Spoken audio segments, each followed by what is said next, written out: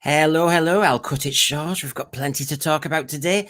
Well, we were promised by RTD himself in the Doctor Who Monthly a certain type of season 2. So we're going to be discussing that. And it's good to see we've got our friends here already. I can see Stephen Bellows already saying, not convinced by that trailer. But I'm not alone. I'm going to get my friend on, Michael, from his own channel, Solar One Sci-Fi Podcast. And yes, I think we've got lots to talk about, Michael. Yes, so the big reveal of the new intro, probably the final intro, and yeah, it's certainly a mixed bag. It has a different feel from the last season, so I suppose really the best way is to ask initially, what do you think about it so far? What's your first impression? Well, the first thing I would say is, before we get into, and as everyone can expect, we've got loads of frames to look at and everything. But what I will say, Michael, is I listened to the transcript. So overall, it said there are forces beyond this universe. We think we are so clever, but we're like children. And when these vast creatures look down upon us, our entire reality is in danger. We are meant to voyage out there and own it. It's all a game to them, but the games are deadly. Now, I think I'm going to have to say early doors that yes, it's going to be the Pantheon of Gods, and it's going to be those that we haven't seen yet, Michael. Oh, yeah. But they are due to come along, aren't they? I mean, we've heard about them before in many instances and stuff like that. But yeah, I think that's a possibility. But yeah, I mean, like I said, there's lots of ideas of what this series can do and how it can improve, and the Eurovision thing, which I'm really not very excited about. But I know that we are going to talk about the Eurovision. Yeah, I've not been a fan of that, and that's going to be like the gimmick thing to pull in people, because from what I understand, I know we're going to talk about this properly, but that's going to be the same night as the Eurovision Song Contest, is it? Yep. Yeah, that's quite a clever idea, but I don't know. But how, like I said, going to be the Pantheon. I don't know. I mean, there's going to be some big surprise. I'm still wondering if we're going to get the Daleks or the Cybermen back at some point this season, because that is just a standard trope of Doctor Who. Yeah. I don't really know what to say about it so far. Tell me what you think about it. Well, obviously, I mean, we are like children, and this gods aspect. Now, I was looking at the gods that haven't been yet, and I have to say, everybody, I went for the Sutek last year. Now, I'm going to put this up because Farsight is thinking the same as me, so I'll give you the credit, Farsight. I had a horrible thought that the Eurovision episode could be the gods of Ragnarok, greatest show in the galaxy. And I will say, I think that is going to be the key to the series, actually, Farsight. Yeah, I can see that. I always hear Sylvester McCoy's voice saying Ragnarok, rolling his tongue whenever he used to say that. Yes. They're probably going to tie it in again, as you say, with the classic series, as they did last year. Of course, they completely messed it up last year. But I know it's very early, but I'm worried that they're going to mess up some more classic aspect storylines in this new series, like they did last year. I mean, I don't know whether they should have just done something completely unique and not actually involved in classic Who. Maybe they're too scared to do that, or what do you think about that? I think he does clever ass, doesn't he? He kind of likes to play to all bases. He likes to grab the youngsters, he says, whoever's left. He likes to please us. He thinks he wants to please the old ones, with Sutek being a dog. That went down well. And my concern is, I do think we're going to have this Gods of Ragnarok element. Now, Farsight reckons it's only Eurovision, which we'll talk about in a minute, but I think it could be wrapping up the whole series. But the other thing, because they're known as the threefold deity of malice, mischief, and misery. That's right. The Seventh Doctor once mentioned having fought the Gods of Ragnarok throughout his lifetime. The other element is, I'll come to that when I see, I'll show you Mrs. Flood. So I think what we'll do is we'll get straight into it. So, of course, this is season 2, selling season 2. So here we go, our countdown.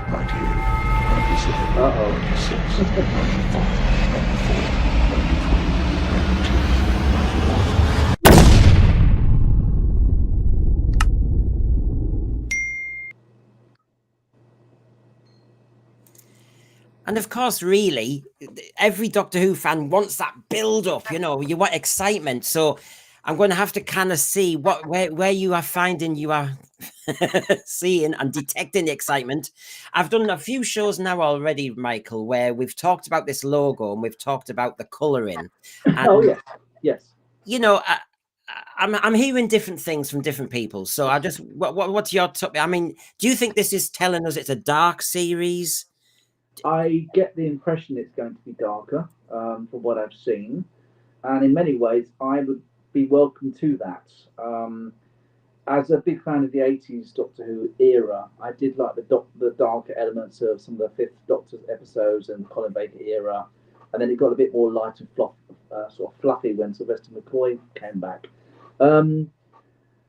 But the thing is, it's 2025. It's the BBC. They don't want to offend anybody. They don't want to go too far. So, would it be very dark for contemporary audiences, like they did in the '80s? You know, I mean, I watched Attack of the Cybermen recently, where the guy's his hands were crushed by and you actually see his hands crushed and the blood coming out.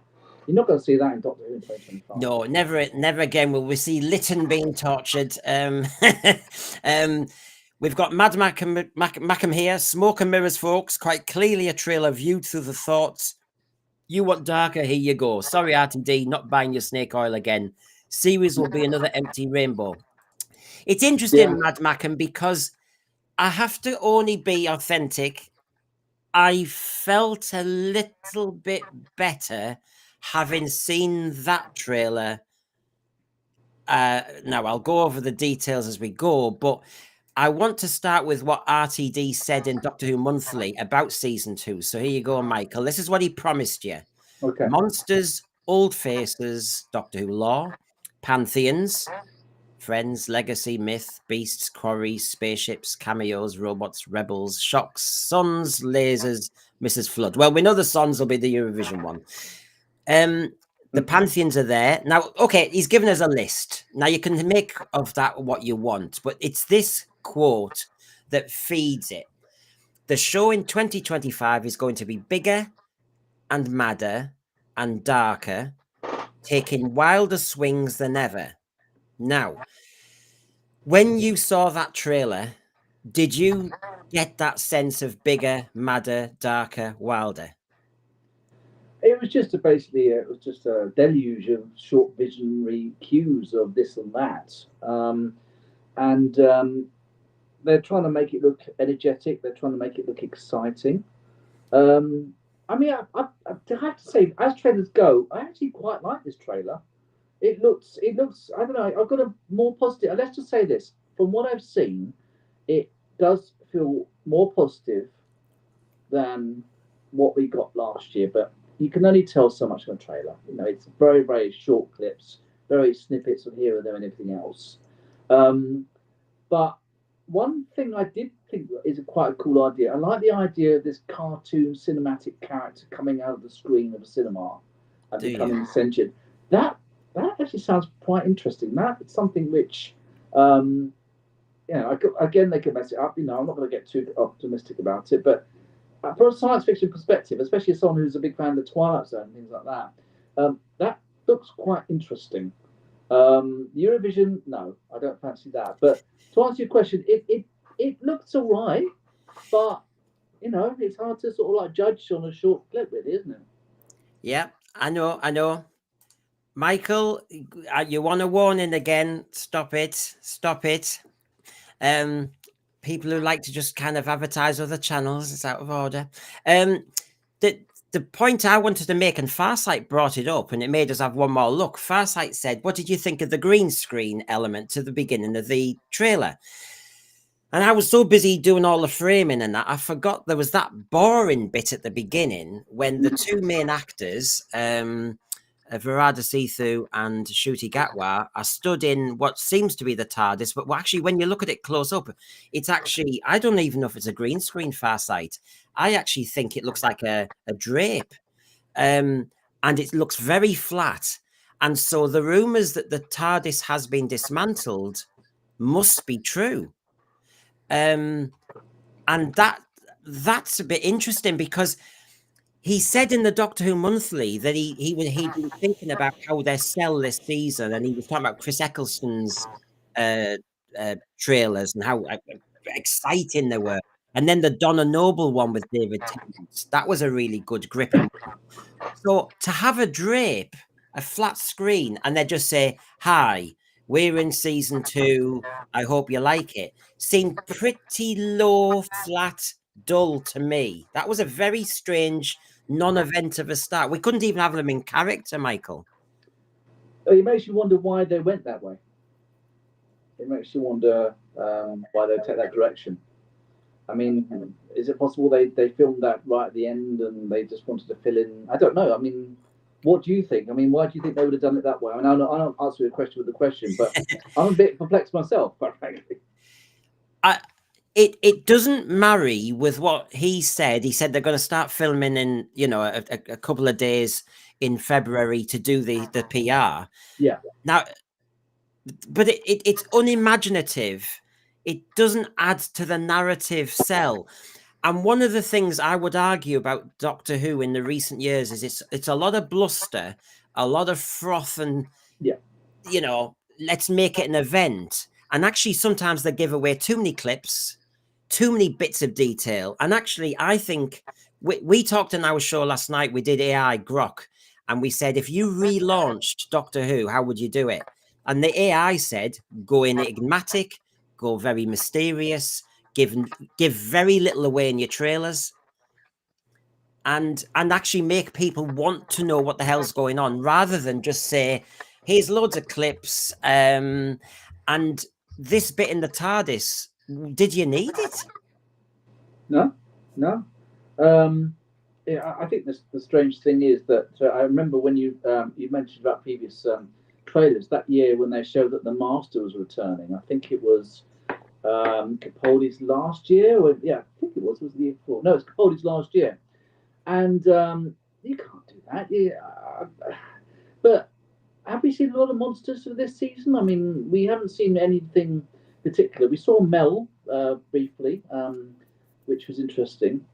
I wonder, the Ragnarok thing on was that in the same period that Mel was with Sylvester McCoy's Doctor, the Seventh Doctor? I just no, it was was that after she left?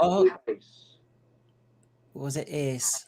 Was Ace Ragnarok? So that won't have a link. I just wonder whether there might be a small link because of Mel, yes, perhaps knowing that. But as you say, she's always that's not a link. Okay, that's the one thing I thought when I saw that, and he mentioned that. I don't know. I mean, so what have we learned? What we've learned this trailer. Really, what we've learned here, Michael, Gareth Morgan says use the green screen or drape because there's no set. That's what we learned there. I wonder that too. Yeah, I think that could be. Well, if the TARDIS is the closest, and we already have seen hardly any TARDIS scenes in the first season, I presume we are totally out of the closet now. I know the LGBT thing yesterday. I know. Now, let's get into it, because I think the first thing is, Michael, as we drift through, is there's me waffling on last night with my Eurovision little word pun, and then suddenly it was all dropped, and then everyone said Ryland's in the trailer, and I was like, oh my God, you can't do two things at once. And so as I watched it, I thought, oh my God, it's true. I actually did do a stream 3 months ago where we talked about the Ryland rumor. Now this is it. Welcome to the Interstellar Song Contest. And what I showed in the program last night was that the director had a T-shirt on in LA at the Galley 1, and it said 833rd Interstellar Song Contest. So this is just Big Brother. Remember when they did Big Brother in Bad Wolf? Oh, season 1, yeah, the last episode of season 1 was. So they're going to do, and this is what I mean. RTD does the same thing again. He's gone for another popular culture thing. This time, instead of doing Weakest Link with an android, instead of doing Big Brother 200, and instead of doing Trini and Susanna with a naked John Barrowman, he's now gone for the song contest. Yes. that fits very much in the first season of when he was doing the show the first time round. Um, I was a bit underwhelmed. I'm not a big fan of those sort of TV shows anyway, so it didn't really pull me in. This strikes me as just a gimmick, just to get people who like the Eurovision Song Contest. Say, oh look, it's on Doctor Who. Oh, let's just watch this because we like. I don't know that guy that presents it. I know he's on lots of TV shows, but I recognise him. So It's very parochial, though, Michael, because the Americans last night were saying, "Who's Rylan?" You know, yeah.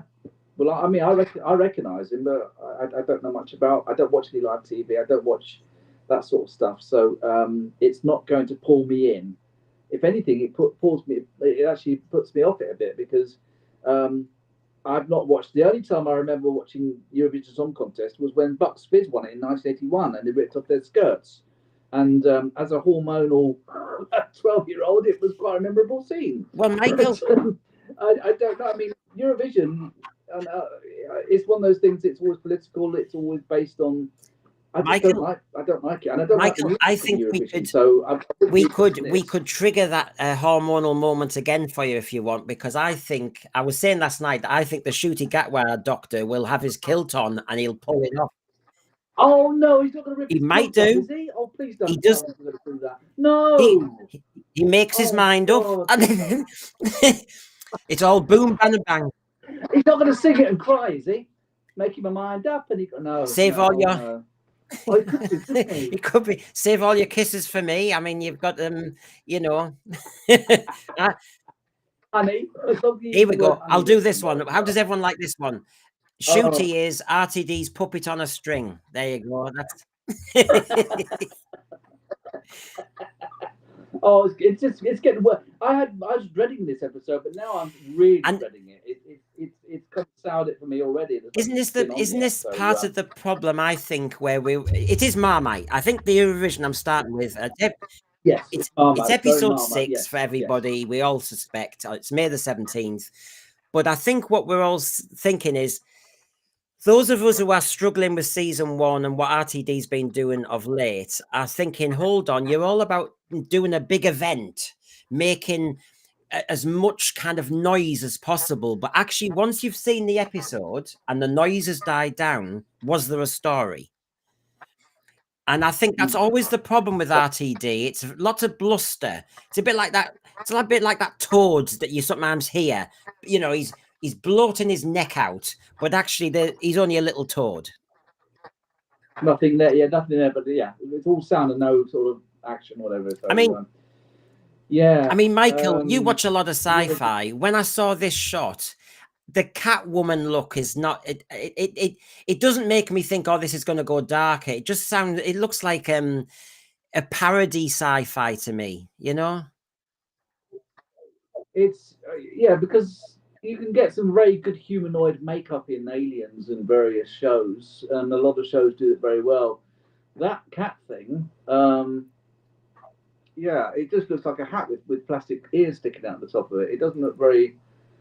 He likes his cats. Remember in New Earth when he had Oh yes, yeah, yeah. But that makeup was better. That makeup was actually better than this thing. But this, Michael, reminds me of Sing. I've not watched Sing, but you know the animation, and they have animals doing U2 and all the rest of it, and it just has that vibe.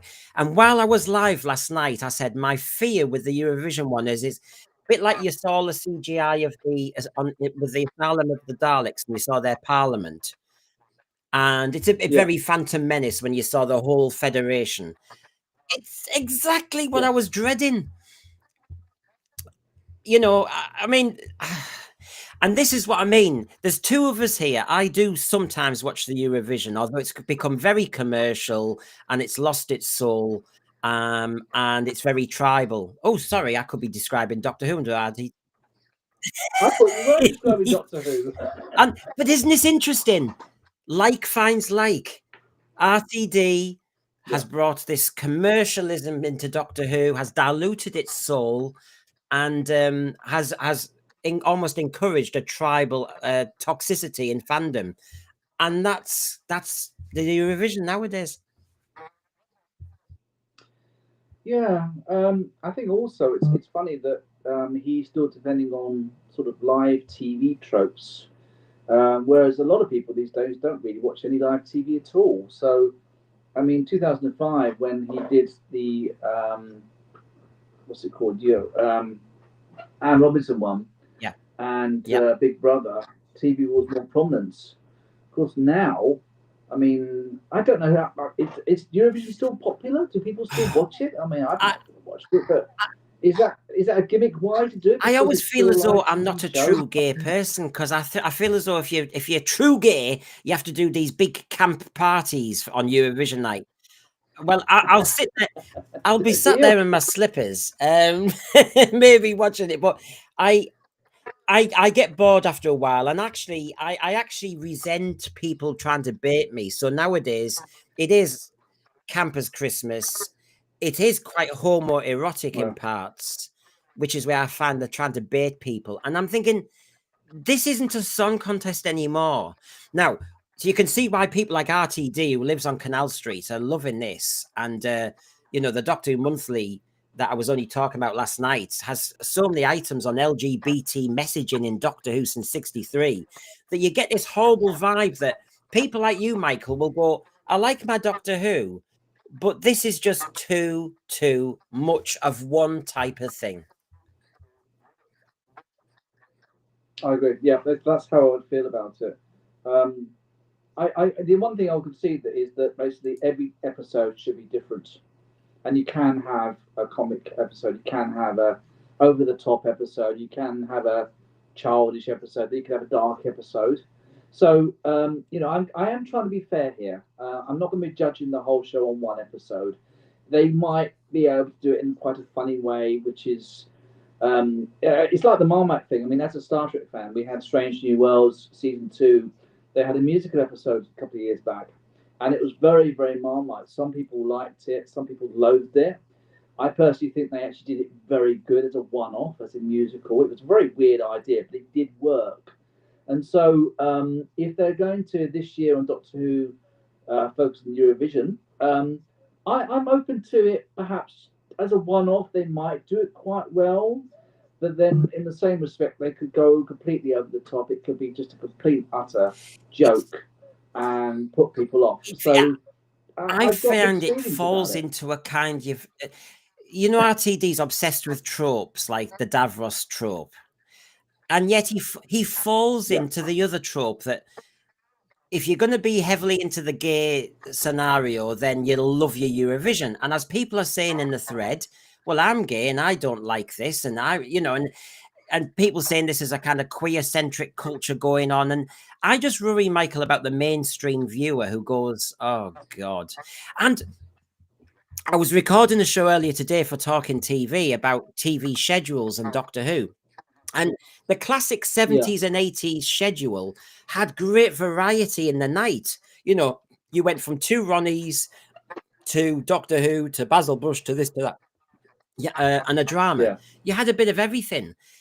If you've got the Eurovision for 3 hours, and before that for nearly an hour, you've got a Eurovision Doctor Who special, can you imagine some of the people who go, oh, I am off BBC tonight?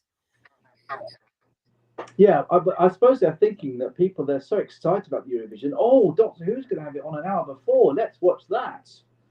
But as you say, if it's a Marmite thing, they're going to think, well, I don't like Eurovision anyway, and this is going to be about Eurovision, so I can't be bothered. I'd rather watch Netflix. It's Now, as problem yeah. being I mean, said, and it's good that you brought it up, Lee, because I hadn't thought straight away, but you're right about last year.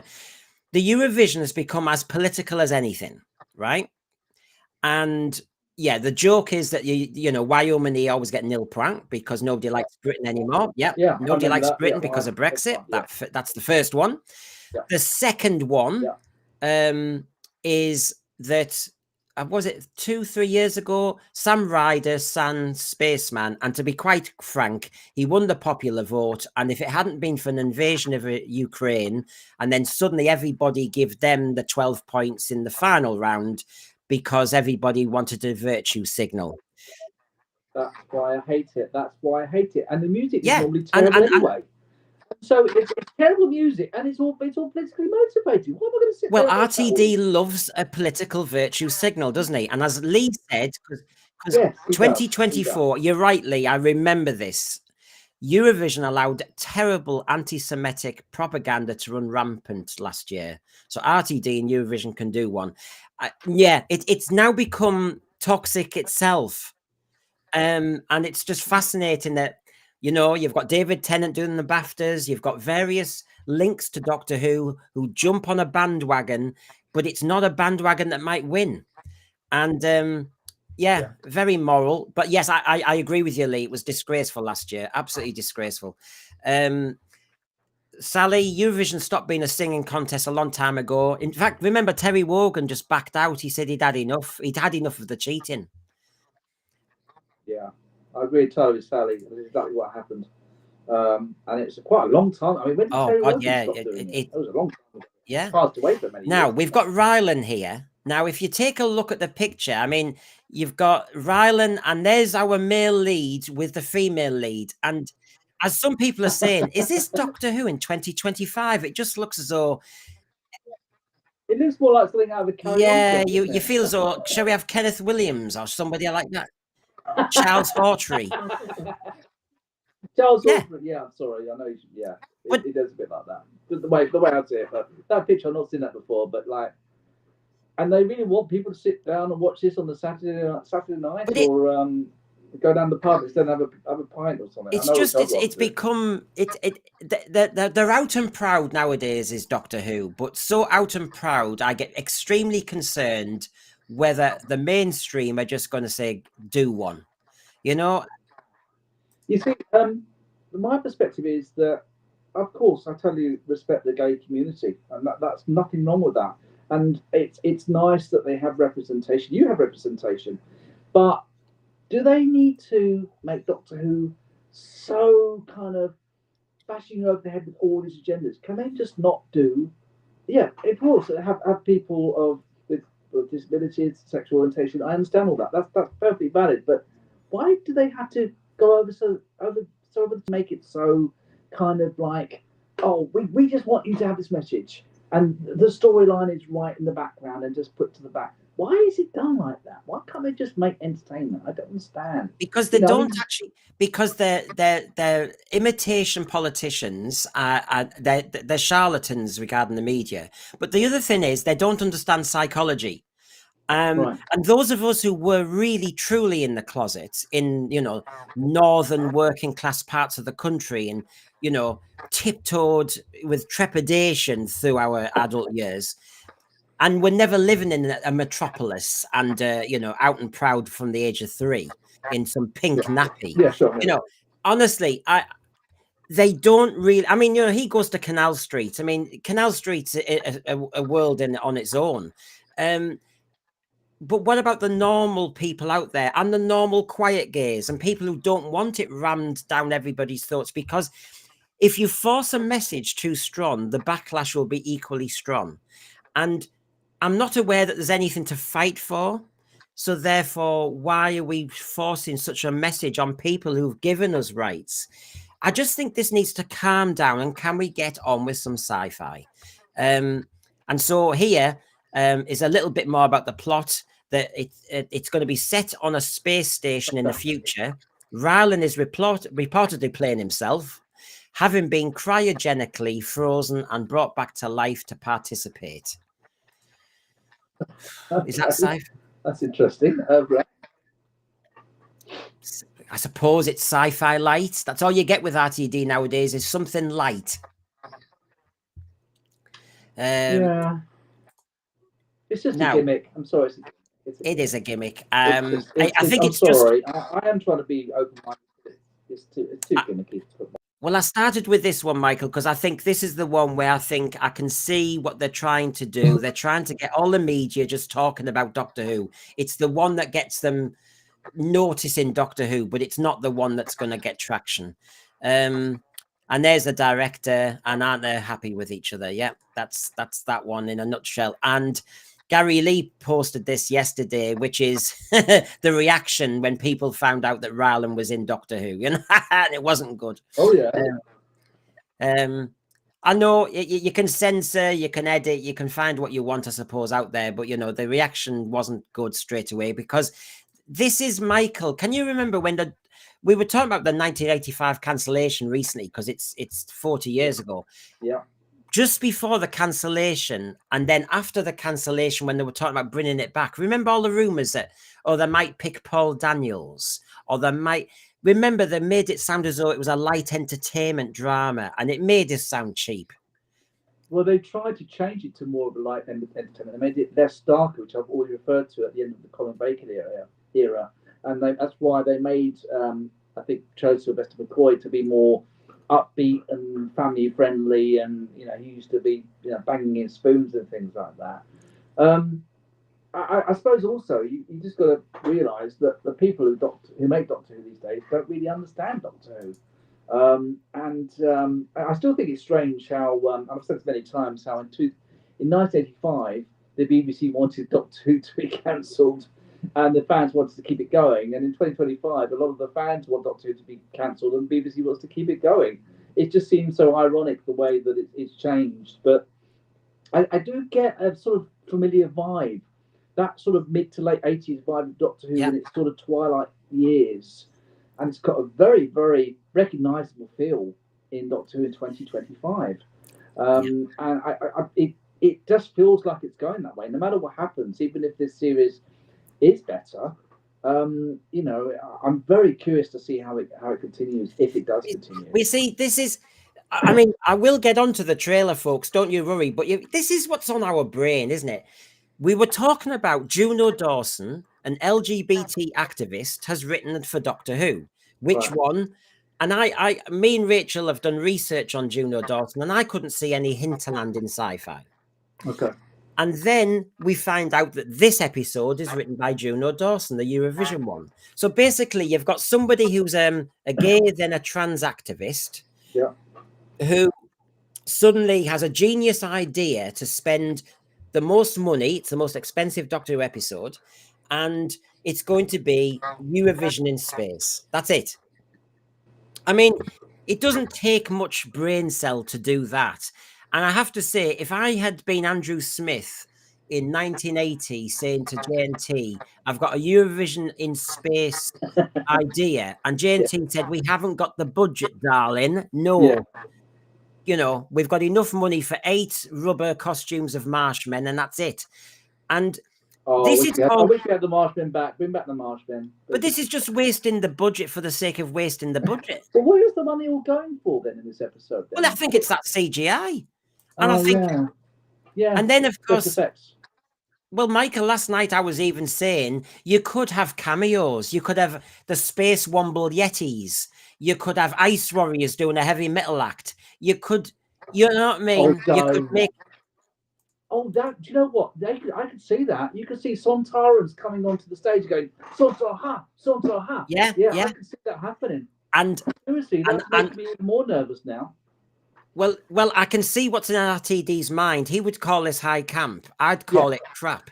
But anyway, what I've got on the and a few people have reminded me of this yesterday when I was trying to do the Eurovision, which is I'm not a big Finnish person, but they said there has been a big Finnish story in 2002 called Bang Banga Boom, and Sylvester McCoy and Bonnie Lanford were in the Eurovision story.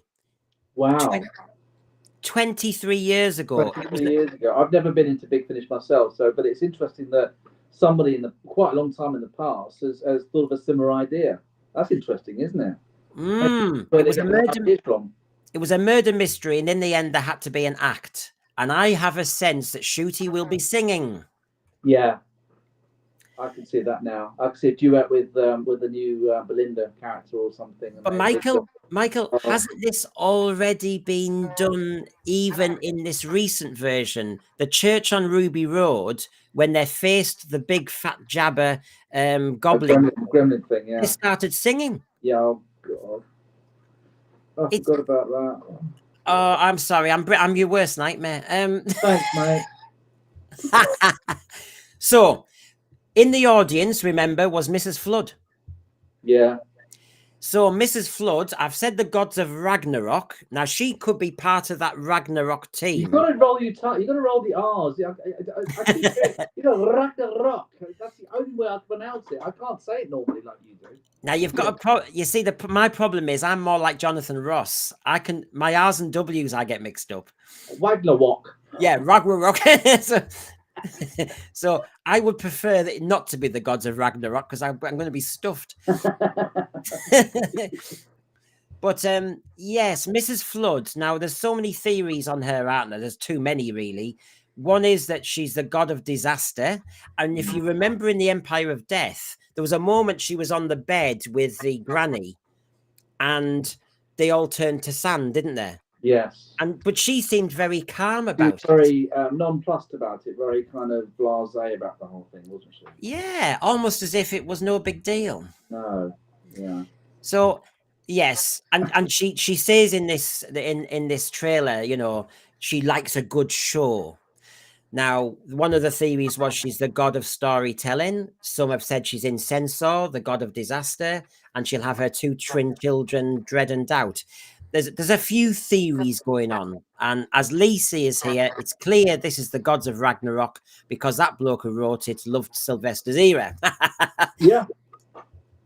Mind you, Now, if Mrs. Flood turns out to be the 18th Doctor, I'm never watching Doctor Who again. They better not make another Doctor out of her. I'm telling you, they've been better not, or a Master or something. Oh, don't say that. Now, what about this then? So we've queued up the Eurovision, and I think it's just to get publicity, everybody. It's also to trigger some of us dinosaur fans. I don't think it'll have too much substance, and I think, like Bad Wolf itself, once the drama's gone, it's not going to be a story you're going to watch again and again as a classic. It's just going to be all froth and no substance. Yeah. Now, regarding Mel, lovely Bonnie Lanford was brought back. And of course, they've now made her the mad auntie, who's the one that has the salad in the corner at Donna Noble's. And but she can drive a scooter, unlike Ncuti. There you go. Which is very like Sylvester. Sylvester struggled with his bloody moped as well, didn't he? In what was that? Delta and the Bannermen. Bannermen. Yeah. Now, is in this one, what did you make of this moment when you saw Mel in a kind of normal street, but the whole street was collapsing? Yeah, it looked good visually. That's one thing you can always compliment about this suit. I mean, I do like seeing classic companions. I mean, Mel's not one of my favourite companions because she had the most irritating scream, but it does make you wonder whether they're going to kill her off. You know, they might want to think about doing something big and more significant this year. And we haven't had a companion killed off. I don't know what was the last companion. I mean, we must have one after Africa. When was the last time a companion was? It's been a long, long time. Yes. I think that could happen in that scene. There are rumours, aren't there? There are rumours that, I mean, why bring Bonnie Lanford back and then kill her? But I think there have been rumours that Mel dies in the climax. Yeah, I can see that. I can see that from that vision. I don't know why, but I've just got the feeling that she's going to be killed off. I wasn't aware of these rumours, but it just her look on her face, it just looked like this isn't just a generic Mel is scared scene where she's about to scream. This looked like this is time's up for Mel. That's the way I perceive it for some reason, even though it's just a small girl. Oh, RTD only has so many ideas, and I think there's a blurring of a few here. You know, when you had Doomsday and you had Billy Piper in a parallel universe and they got split. Yeah. And when this world is collapsing because the gods are in charge, because somebody in the thread said, who's she looking at? In a lot of these, they're looking up at gods or something, aren't they? And there's a dinosaur that we'll look at in a minute. And I saw that. Yeah, that was quite interesting. So there's a lot of things above. And the toy maker was above. He did the puppeteer thing in the giggle, didn't he? Yeah. But I think she might get pulled into a different reality and he can't get her back. I think she might maybe not die, but she might just be taken out of time. Which is a kind of another kind of sad death like the Donna Meta Crisis. Yeah. Where she didn't die, but her brain was killed, really. But no, I think it's a great effect. But obviously, there's a lot of touches in the trailer where the Doctor goes through he goes through a kind of invisible wall, and you can see how reality is blurring. And so I wonder if she gets caught between the two, a bit like Billie Piper was at the end of season 2. Another factor is that a lot of science fiction tropes now involve multiverses. It's in Marvel, it's in lots of things. It's a very sort of in kind of science fiction trope. Yeah. Yes, they've done parallel universes before, and you already mentioned a couple in New Who, but I could see it being used in some potential plot device, maybe involving Mel. As you say, I mean, the thing is, I could see David saying, "Oh, we couldn't kill off Mel because that's not what our audience would want." I could see it where she was trapped in something else where she can't get home, and she's going to be there, and that's the end of her, and you're always going to wonder. I can see that. Yeah. I don't know whether thinking about it now because he's so frightened. He's so scared to offend anybody. Thinking now after we suggested that, I don't know now whether he would kill her off because he might think that's going too far. Well, every time he does something, like with Harriet Jones, he had to pull back and rectify that character because people didn't like how he, doesn't she look tired? Yeah. With the Donna meta crisis, I think he realized that was a balls up, and everybody hated that. That was giving her Alzheimer's. That was giving her dementia. It was horrible. Yeah. And the fact that the Doctor did it and touched her was I found quite cruel. Yeah, he was the catalyst. Yes, he was. Yeah. Now, John Yulden's saying here, this is a multiverse Mel, not our universe Mel. Where you get, is that just your theory, John? Because I'm just trying to work out where you're getting that from. Because I'm looking at what she's wearing. I'm trying to work it out. I know the sky's a different color and everything. I'm just trying to work it out. Sally, New Who never felt like a proper continuation from Classic Who. It's even less so now. There's no way this garbage is part of proper Doctor Who, and I'm thankful for that. I think Sally, this is where it's all fantasy, blur, blur, blur. But if he makes it so fantastical, Michael, it will make it easy for a showrunner later on to just say this didn't exist. Well, we've talked before about the fact that Doctor Who in recent years is switching away more from science fiction into fantasy. And so in that idea, it could change long term an idea of, I don't know, characters returning. I mean, it's interesting what Sally said about the Doctor Who thing about some people think it's just a reboot and others could think it's a continuation. I've always thought of Doctor Who, New Who as a continuation. I think there's too many links to old Who. But, I know that a lot of people from classic fans, luckily I like both, although, but it's interesting because, again, Mel is a classic character. She's, she was with the 6th and 7th Doctors, and now technically she's appeared with the 14th and 15th Doctors. Oh, Michael. And the 13th Doctor's last episode as well. Michael, so, I think my job tonight is to be the god of nightmares for you. So I've already done that with the Eurovision. Paul Holgate's now helping me do this. Sorry, say that last bit again. Yeah, Paul Holgate is helping me be we're working in unison to be your nightmare. As well as the Eurovision, you've got his theory that actually Astrid died in Voyage of the Damned, the Titanic episode. Yeah, that's good. Joy to the world. Joy turned into a star. Rtd likes to do these glitzy turn into stars moments. So Bonnie Lanford could quite easily be trapped in another universe. He's done it many times. I agree with you, Paul Holgate. Yeah. So there's our theory there. Yeah, that's a good point. It's definitely, I don't know. I still think if they were to kill her off, it would be a big thing.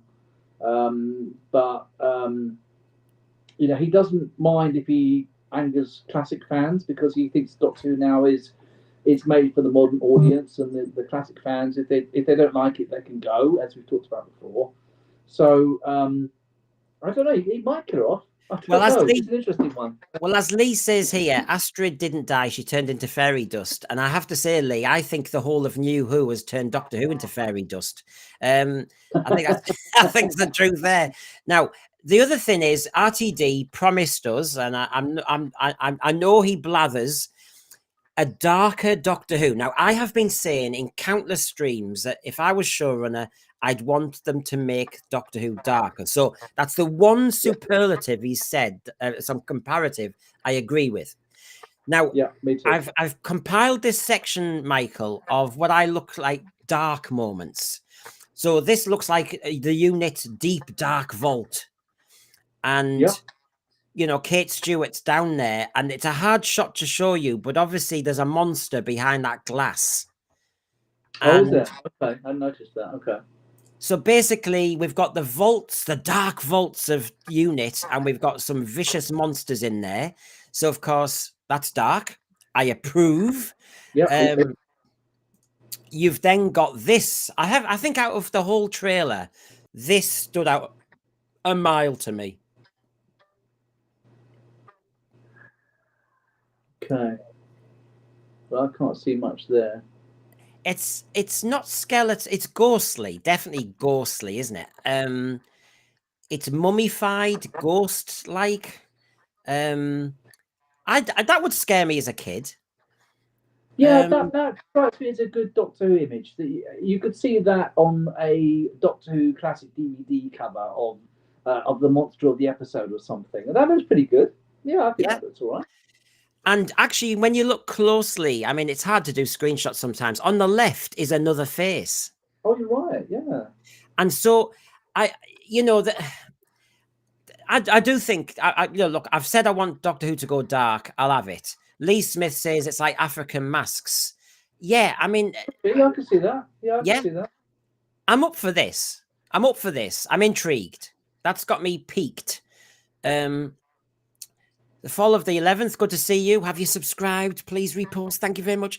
From what I know, the Disney deal comprises 20, it's actually 26 episodes, okay? The Fall of the 11th. So by the end of season 2, there will be 2 episodes left for the BBC to make for the deal with Disney. Basically, we had 8 episodes, then it's 8 episodes. There's 16. You've had 2 Christmas specials, so that's 18, okay? Then you add the 5 on from the spin-off. Okay, so now we're up to 23. But basically, I've missed. Oh, and then you've got the 3 specials, haven't you? So basically, used up then. Have they all been used up then? they're all used up. So Yeah. good thinking, Fall of the 11th. But actually, the 3 specials, the 2 Christmas specials, the 2 seasons of 8, and you're done. And the spin-off, sorry. Yeah. There's your 26. Yeah. So no, I'm really, really looking forward to this. I mean, you know, if I say I like Behind the Sofa Doctor Who, we're in a dark vault. She's on her own. There's some nasty noises from behind one of the doors. Something's lurking. This is darker than Genesis of the Daleks when they had all those experiments behind the scenes. I mean, let's be honest. Yeah. And that is like the mummy on the express, you know, not on the Express. Yeah. But it's all I'll say is that's dark. I'll have it. I'm up for that. Is the thread up for that? On top of that, we had that creepy animal on the roof, and this was linked with Millie Gibson coming back and her boyfriend. And so there you can just see him on the roof. Can you see him in silhouette there? And I've got a slight delay, so it'll come up in a second when I'll see it. I'm watching it on YouTube, so I've got a few seconds behind. So yeah, so he creeps up there, and then to me, it's almost like the dinosaur skeleton could be the same creature. Okay, so I've got your image down. So is it on the left-hand side of that weird kind of structure? Is that what it is? It's the one in the center. Oh, it's the one in the center. Right. Okay. And then you see the skeleton, which could be. Well, the skeleton looks very interesting. It looks very unique.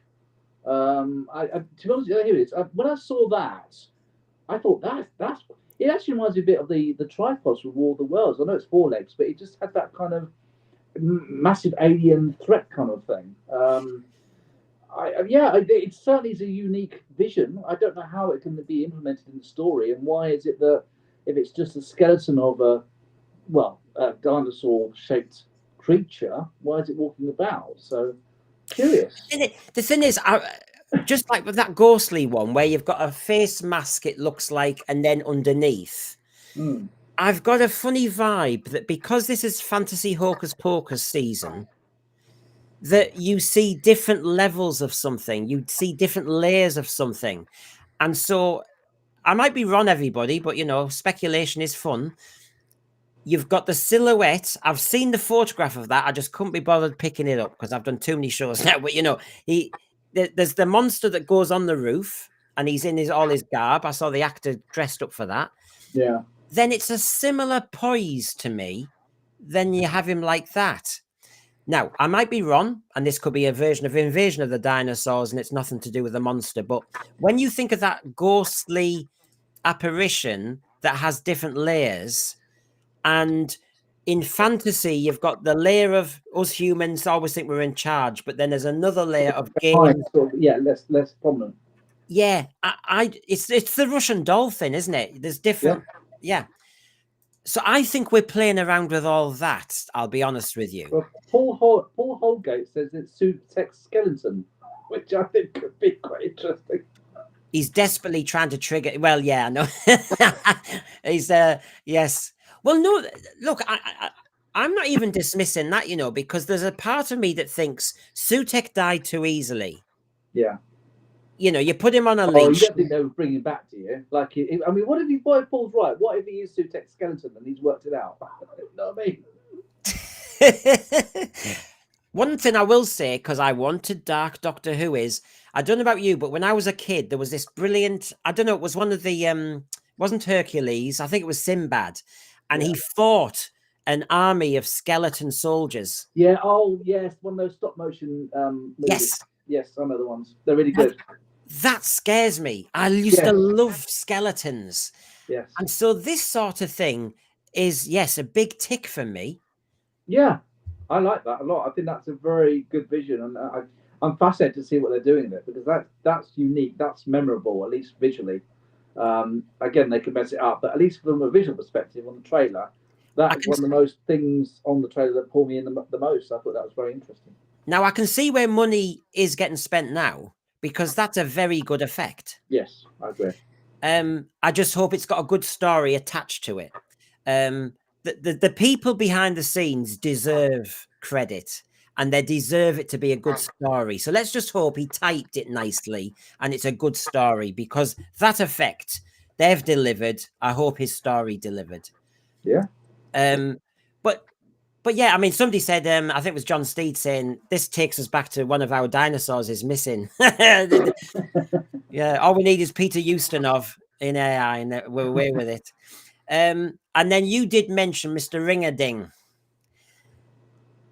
our cartoon character. Yes, Mr. Ring-a-Ding. Yeah, that certainly, again, I mean, I'm as negative as the next man on New Who, but this is another element of the trailer for season 2, which just it looks quite Mr. Ring-a-Ding. That looks like quite an interesting idea. Of a character who I think, from what I understand of it, is I don't know how he becomes sentient, but it's a character where the cinema or where he's in is becoming less popular, and somehow he becomes self-aware. And again, it's more fantasy, isn't it? It's less science fiction. Yeah.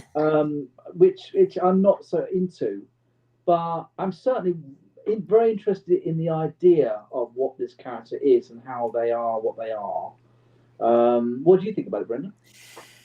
Last night, I suggested it was Flatline. It was a Capaldi episode, and everybody was in 2 dimensions, weren't there? They were flattened. Flatline was a brilliant episode. It was one of my favourites of Capaldi's era. I thought it was the next episode. Yeah, but so they've kind of done this effect before, where you blur 3 dimensions to 2 dimensions, that kind of thing. Yeah. I hated as a youngster Who Framed Roger Rabbit.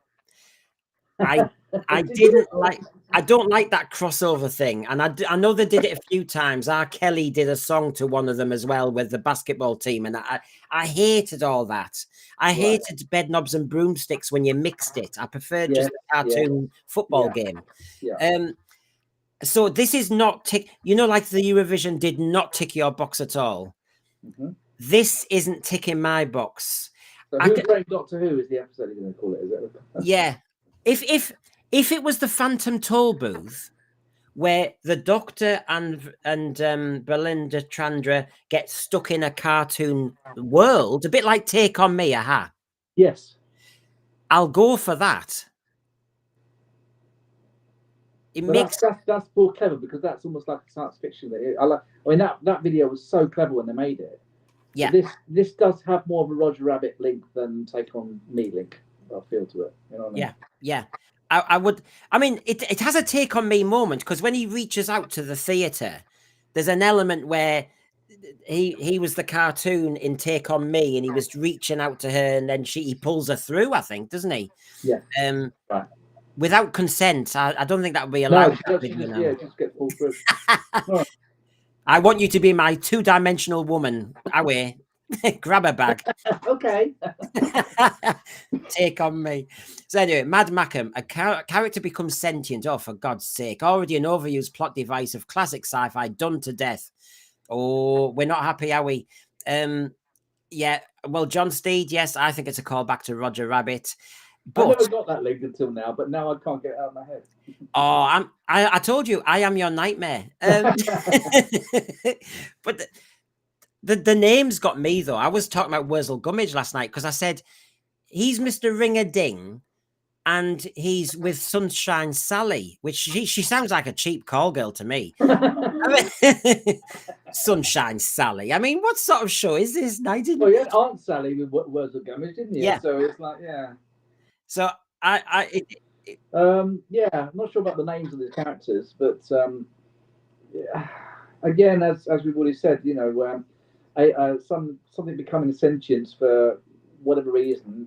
It's how are they going to do that? How are they going to make a film reel with a cartoon come alive and escape the cinema? It's kind of, they'll probably say it's like some alien energy is absorbed from the ground from a creature that's been years. You know, you can see it going the way they're going to do it. The filming they did last year, because they pretend they're in Miami or somewhere, and we've seen the footage where they run out of the theatre in 1950s gear, and there's an explosion or something inside the cinema. So basically, yes, he's all powerful in there, and they get out just in time, blah, blah, blah. But you see, the trouble is with this fantasy thing, and this is why I've never been a fan of it, is when you have a god against Doctor Who, when you have a god against Captain Picard in Next Generation, it's just so unequal. I actually lose interest because you cannot defeat a god. You just can't. There's no logic to it. And in 45 minutes, and it's again, it's another regular sci-fi trope. Yeah, and in 45 minutes, you really can't defeat a god. That's just not possible in 45 minutes without it being a stupid trick like he looked in the wrong I mean, look how he defeated the toy maker with a game of rounders, throwing a ball. I mean, really? Yeah. The toy maker could have said, I'm going to be Alpha Centauri. I'm going to have loads of tentacles and I'll catch the ball with all my octopus hands.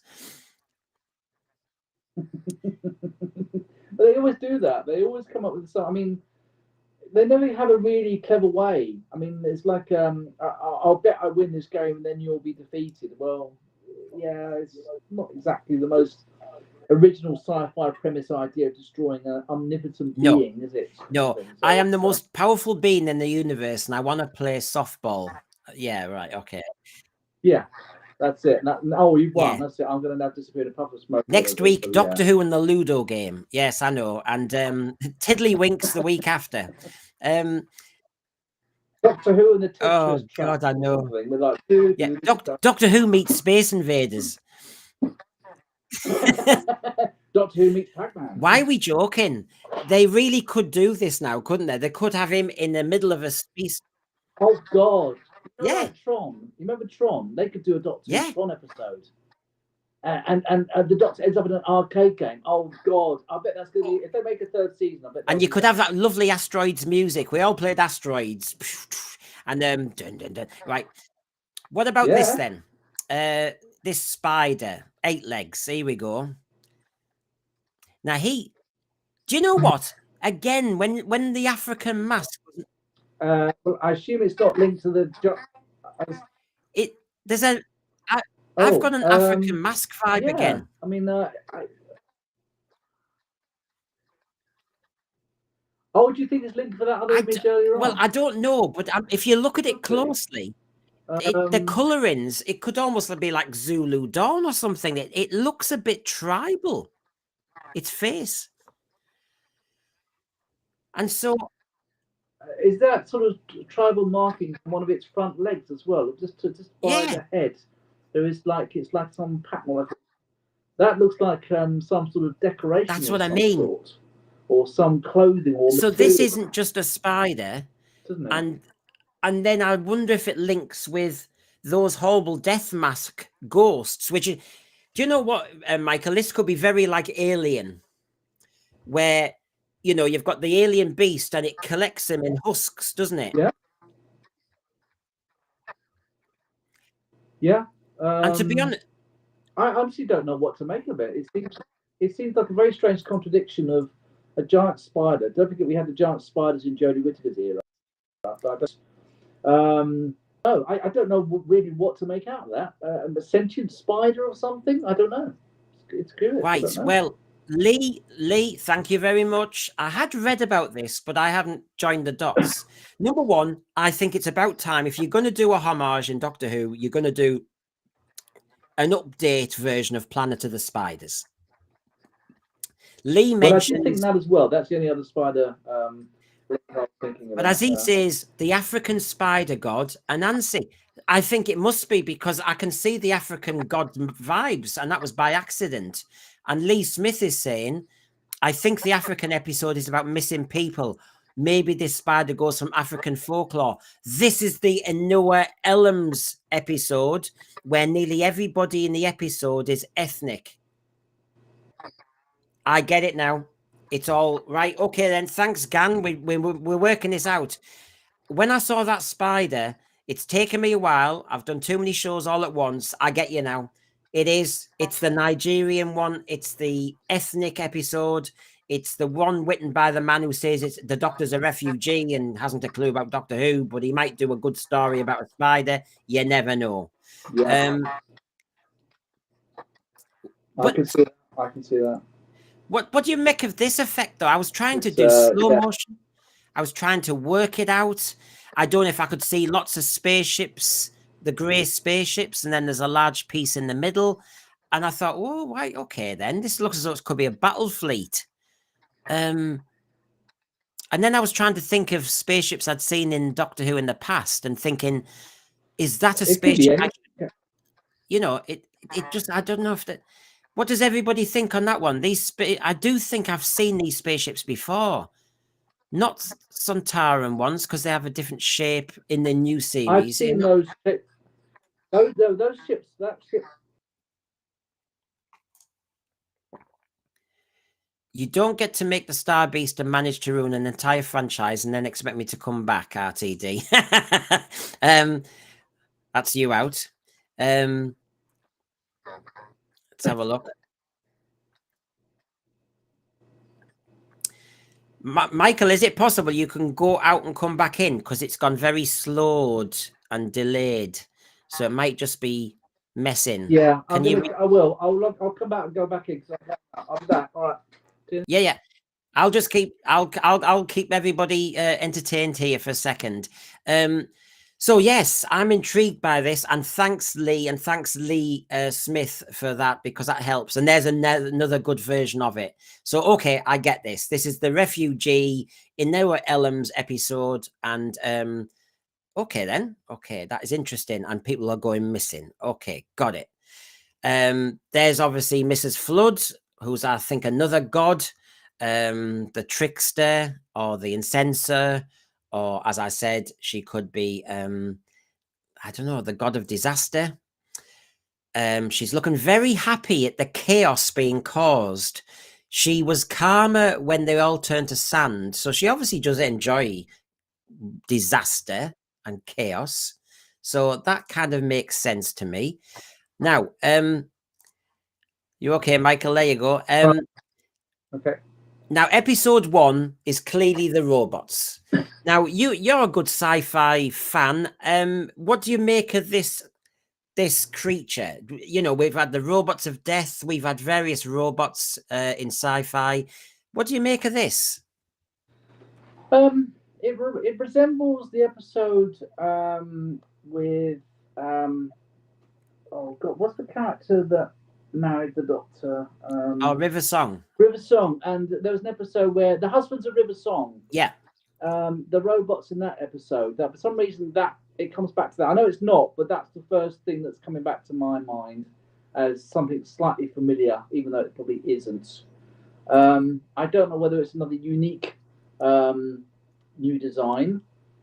How about you? What do you think about it? Sorry to ask the question. I know everybody thinks I'm a sci-fi geek. I'm a Doctor Who geek, but I'm very particular. I think you've all noticed. I'm not too sure about these at all because they look as though they're partly cutesy.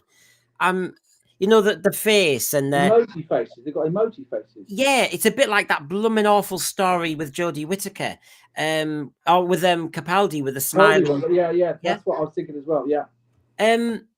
I've got a feeling it's a bit Robots of Death, where basically the robots are the goodies, and they're trying to trick us that they're not. I just feel as though they're baiting me the one way.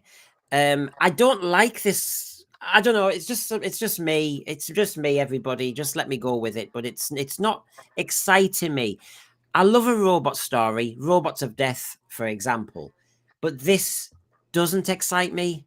I think being surrounded by robots in a sand miner is where you should be. I think in the open air, anything bigger, and I lose interest, I have to say, because it ends up just being a cheap remake of Star Wars. You know, but as this one of my tweet followers was saying, this is obviously where we find Belinda, or she's taken there. What's going on with all the humanoids? Are the robot servants? Are they under good terms or bad terms? What's all this about a robot revolution? And working into that. Then you get this. This one looks dark as well. I was talking about darkness, and these set of pictures really do hint at a darkness. I mean, that's a bit Satan Pit, the Impossible Planet, that one. Yes, I can see that. RTD in the Doctor Who Monthly, when he said it's darker, blah, blah, blah, blah, he goes on about this shot with Ncuti, going through space, going through time, going through something. He deliberately doesn't give too much away, of course, but he said it's one of the best effects they've got. So I think it's a very long sequence. Right. So he might fall through dimensions. He might. It goes back to what we said earlier about dimensions, doesn't it? It's looking more like it is going to be a multi-dimensional some elements in this series, if I look at it. Yeah, because I'll come to the Belinda in a minute, everybody. I know we've got a new companion. I do want to talk about her and what we've gathered and whether we're happy. But I think the Doctor is going to be pushed to the limit regarding, well, you can see him pushing through dimensions or force fields or something. So there's an element where we're all going to go back to Wild Blue Yonder. The David Tennant Doctor threw salt on the floor, and he said because he was on the very periphery of the universe, he had opened up a can of worms, didn't he? He did, yeah. And I think this is almost the other end of this, which is he's now falling through these dimensions where he'll have no control at all. Although I can't stand that concept. This is almost like the Matrix, when you can see Peter Davison wanting to meet Omega in Arc of Infinity, and it's like, anyway. This is the effect that he's very impressed by RTD. So we'll have to see why it's important to spend all that money. But yeah, I do like this Satan Pit Crowry element. And of course, it obviously links to this. So there's a certain, mind you, I have to say, when you see those two suits, Star Trek Discovery and Michael being her space Jesus, I have that element to it. You know. Yes. It is like a scene from Star Trek Discovery. I agree. very similar. The Paramount Discovery, and so, can we use those? Yeah, go on, use those episode. That'd be right. Yeah, I don't know why, but they're very similar. Yeah, I mean, Satan Pit was a good episode. I think it was it third season or second season of New Who? I can't remember what it was now, but I do remember I like that two-parter. And this does have a very familiar feel based on that episode, so that's a good call back to that episode. Yeah, it looks all right. It looks pretty positive, and of course, you are going to talk about the new companion in a moment, so it'd be interesting to see. That's the other element, isn't it, of this season about having a new companion, how that's going to change things compared to last year. And it resonates what we've already said, that it does seem darker, which I think is a plus. We don't want any more singing, dancing gremlins and things like that. We want just good, entertaining, thought-provoking science fiction stories, which don't make them too light and the frothy. trouble is, Michael, that's the one thing. I think you put your finger on it earlier when you said the Doctor Who under this era tends to do a whole variety of stories rather than like a Philip Hinchcliffe Gothic season. And so if this is if I'm detecting some dark clues, I bet you it's only one episode. And I bet the rest are, like the Eurovision and stuff like that. Completely opposite. All ends of the scale. Every episode would be a completely different white. Yeah. Wipely cleaner. What's it called? Wipe it clear and just start again. Which is, I don't want that. It'd be nice to have a consistent kind of vibe for the season, which I don't think we're going to get. So this is all linked with this. It's a bit Warriors of the Deep, a bit Satan Pit, but I have to say, I preferred the Impossible Planet. The Satan Pit, I don't think delivered. And again, it's messing with gods and Satan, and it's just too far. Yes, it was. Yeah, yes, it was. I mean, the one thing it seems. I mean, you do get this in science fiction that, you write something, and eventually, you're going to have another story which is similar. Yeah. It's just the trope that science fiction can kind of. I'm not saying it's going to run out of ideas, but there could be very similar parallels to stories. Doctor Who's been on for so long that you're going to get some episodes which feel familiar. But the only bad thing is that often the newer versions of classic episodes aren't as good as the original, which is always sort of a sad kind of factor in these things. But yeah, it certainly looks interesting. I think that the multiverse is looking more likely to be this season. I don't know. It's interesting. Well, what about see how it goes? Well, what about this? Here we go. We've got Rtd'S through Belinda Chandra, and I'm intrigued what you think and the thread thinks, because haven't we been here before? I get those vibes that RTD is going where we've been before. The Impossible Girl, the mystery box. As he says, there's something already connecting us. Oh God. I mean, this is Clara. Clara was following every Doctor, wasn't she? So the useless TARDIS, which is actually like an empty B&Q. It's like B&Q when it's gone bankrupt. You look inside and it's all shelves of nout. Yes. Yeah, it's just a warehouse, and suddenly it's got a scanner that says there's a link, and you think, so Clara again, maybe, and then.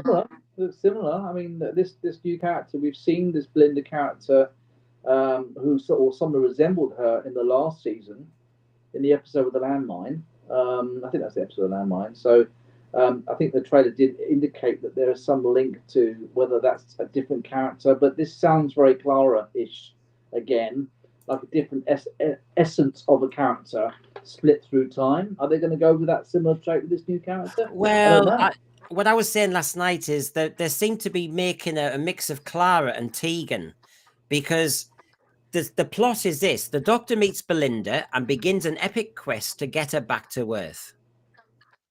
But a mysterious force is stopping their return, and the time-traveling TARDIS team must face great dangers, bigger enemies, and wider terrors than ever before. So basically, just like Tegan kept going, you call that Heathrow? We're 400 years too early. I feel as though we've just got another example of Doctor, are we ever going to get back to Earth? And he goes, I promise you, we'll get there in the end, but we just have to take this long detour. And do you know what? Timey-wimey gets on my wick, but this connection thing, and then did you see the line when she says this is a time machine, and then suddenly he says this might be the long way round? He's got the Stephen Moffat one again. We're going to have to do the long way. Oh, God. Long way There's around. nothing original.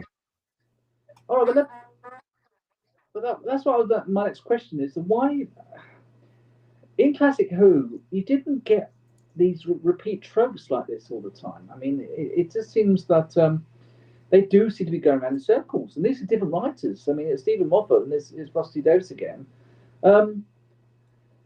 I don't know. I don't know why they keep having these similar tropes, and it makes me wonder whether they just don't know. I think, Michael, my theory is getting stronger by the week. I'm going to link it to your question, what Lee says here. He says, not another impossible girl who's the key to everything.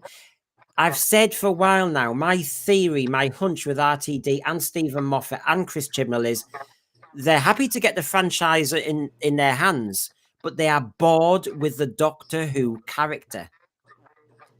And so they always have to do a Clara, Impossible Girl, mystery box. They cannot think without destroying the Doctor with the Timeless Children. They cannot focus on the Doctor's the hero. Let's get on with it. They think it's too sexist. You know they do. Oh, you can't have the man solving things. You can't have the woman screaming. You can't have the woman in peril. That is the essence of this science fiction yarn. Well, what annoys me is why can't we have the essence of this science fiction? I mean, why do they have to reinvent something so it's unrecognizable to long term fans?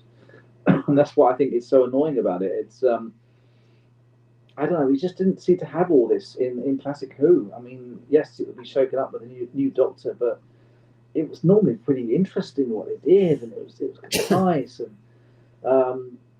I don't know. It does. Again, maybe it's because we've watched a lot of science fiction, or I have especially, and so I'm seeing. I mean, you're seeing parallels as a Doctor Who fan anyway in New Who.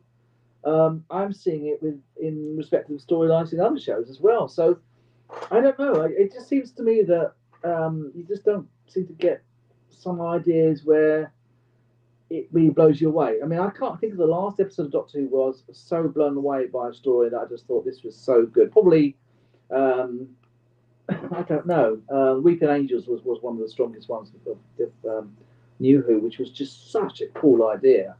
But we always talk about the same things. We're talking about parallel universes, seen as before. A character coming back, but it's not the same character, and they're going to go around the long way because he has to. The Grok AI that I did last night basically was actually going against this. It said, let's not have a narrative arc. Let's just have some stories separate, actually. I mean, it applauds cliffhangers, but, you know, there's just a loose link. I mean, the Patrick Troughton stories used to do that. I mean, you finished one story, but you might get the volcano or something, and then it just jumps to another one. You don't need to have an arc. And I just think it's been done to death. I mean, this is the beginning of the trailer. And this is, I think, where we pick up Belinda. And I have a Close Encounters vibe, you know? Just, you know, that's okay. Right. Some things you have to do more than once, don't you? So you've got that kind of Close Encounters. Because you see that. She looks out the window and there's something in the sky. And then you see a shot of a spaceship going up. So from the backyard, I mean, there's the shot. Very Close Encounters. Yeah, which is fine. I mean, the cinematography looks fine. I'm happy with that. Yeah. So she's taken away. It's a bit like Hitchhiker's Guide to the Galaxy, you know. He's in his dressing gown, he goes into the Vogan spaceship, and then we have 6 episodes, you know. I love the BBC's Hitchhikers, by the way. It was so good. But, yeah, it does have a now, yeah, I can see one of my friends was saying this, that if you look at this shot, it's like a teleportation device. And so yeah, I was saying the other day when we did our Sontaran experiment review. Now remember, RTD likes this era of Pyramids of Mars, Genesis of the Daleks, Sontaran experiment. I think he copies into a lot of it. Now, wouldn't that be like the Nerva Beacon arc, where you can't be in the TARDIS for a few episodes, and you travel via something else, and so they are because Yeah, if the yeah. gods are chasing you, if the gods are onto you, one way of avoiding the gods, yes, get the bloody randomizer back in the TARDIS again.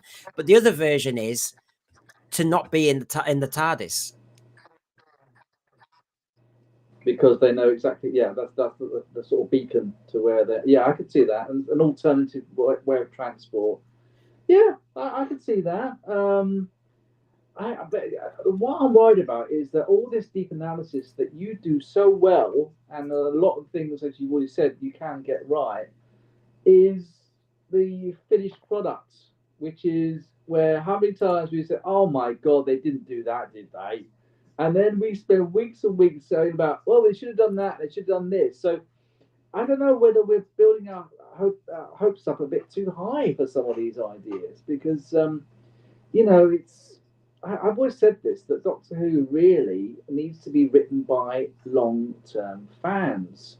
And the new people, from what I understand, most of them haven't had hardly any experience, let alone in science fiction or in Doctor Who.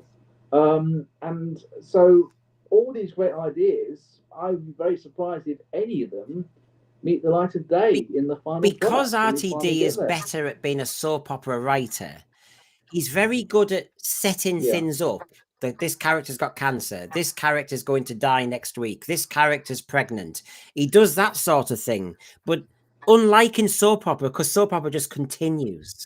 And you never really have to face the consequences because once one character dies, then there's a baby, then there's a this, and it just continues. With Doctor Who Yeah. and sci-fi, Yes. you need to have an explanation. You need it to make logical sense. And that, as you're saying, I think RTD always tease it up, but he can't be bothered anymore to actually. To get the result, to get the. It's like he's made a sort of like a racetrack for a runner, and then the guy starts running towards the finish line, but then he doesn't bother putting the finish line, and he's running, and he's never going to get to the result of the actual why he's there in the first place. It's so maybe that's not the best analogy, but it's just the way he does things. And as you say, if he's got more of a soap opera mentality or experience, a lot of soap opera storylines they don't No, even get resolved. They can characters just disappear.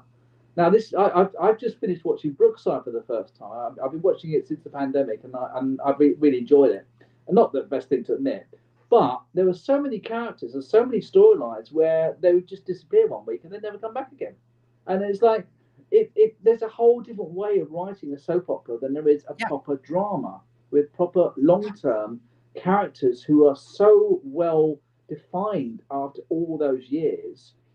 And you know, really, the honor of writing Doctor Who should be taken something very, very seriously as a real kind of a key to something which really only the top kind of writers should be allowed to do. And what I'm surprised is that they get a lot of these characters, or not characters, but these writers from some odd perspectives and messaging backgrounds to write for the Doctor.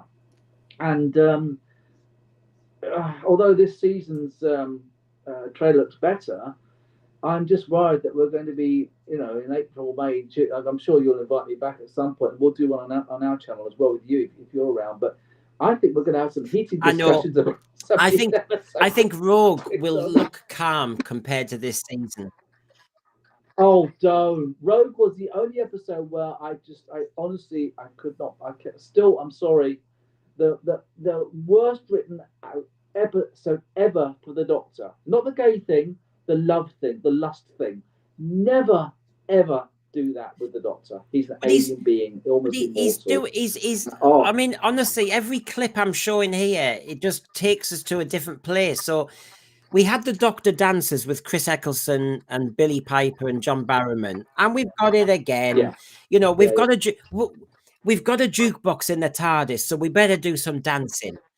And you just think, oh, please.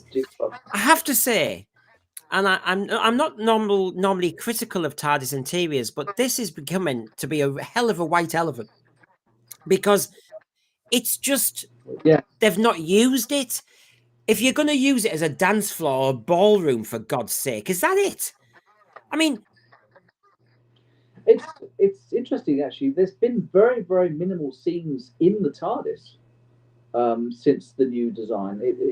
He's hardly ever in it, and it's I don't know. It's more like a theme yeah, park ride with all yeah. these ramps and things going down. And it's not. I don't. It's not well designed, and maybe I don't know. You remember Capaldi's TARDIS interior, which I thought was my personal favourite. It felt lived. It felt like it had the I don't know. It had the sort of almost like a symbiotic link with the Doctor. The way it felt, Yeah. the way they interacted in it. This thing, just like it looks like something out of an old. I don't know, it just looks odd. It just looks like a theme park ride. You know, you go to a theme park and before you go on the ride, you've got this weird kind of gimmicky room where you're queuing up to go on a roller coaster. It feels Now, like that. It's just, now it just the doesn't other feel right. elephant in the It's horrible. room, and Paul Holgate has said it, so I'm gonna shoot the messenger. But this is, I do think a lot of people are saying this and thinking this. When you see those two together, you know Okay. that Doctor Who is no longer interested in representing straight white people. Um, when I look at the clips of this series, and if you got your season 7 Blu-ray next Okay, to hang on a it, second. Then my connection's playing up.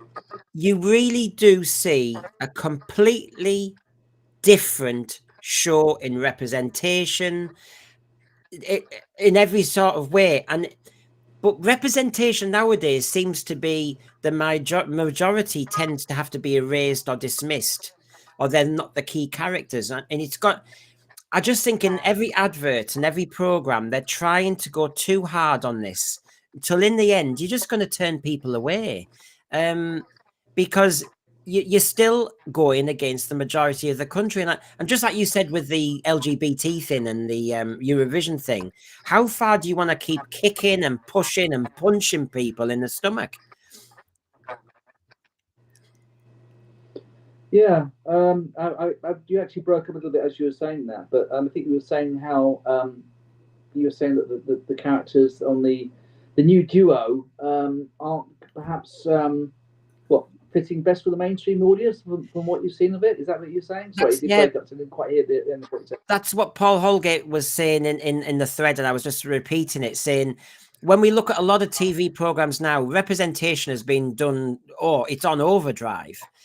And it's Yes. fascinating to see. We've gone from William Hartnell with the 3 white companions, you could say, to a crew now. And actually, if you had them all in a linear progression from Capaldi, you then go, right, no more men, we get a woman, then we get a black doctor, then we get a black companion, you just start to see how the BBC policy is just starting to push in one direction. Because I don't know.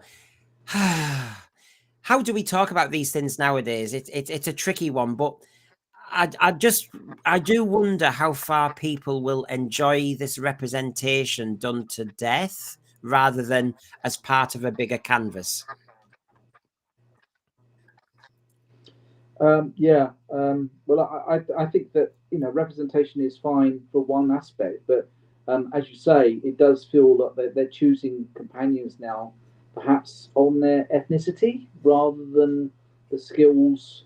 I don't. It's difficult to say that really because I do respect that we should have companions of different races and things like that, but um, again, it's what they're going to do with the character and whether it is just to tick a box rather than just for the actor that's been chosen for the role.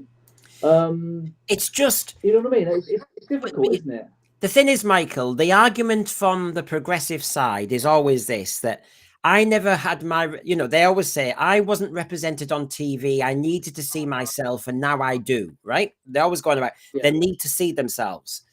So if you take that to its logical conclusion, we've become so progressive in certain programs that if I was a little Middlesbrough white kid, I might go, I can't see any of me in Doctor Who, so I won't watch it. I hadn't really thought about it that way, but that's a very, very clear example, as you say, of the mainstream audience. if they feel that the characters that are on the show are so different from a parallel, perhaps you think that you could be like them in the future, then yeah, that's a very fair assessment. It's a shame, but it's a very I do get that. I do get that, and it's a shame, but yeah.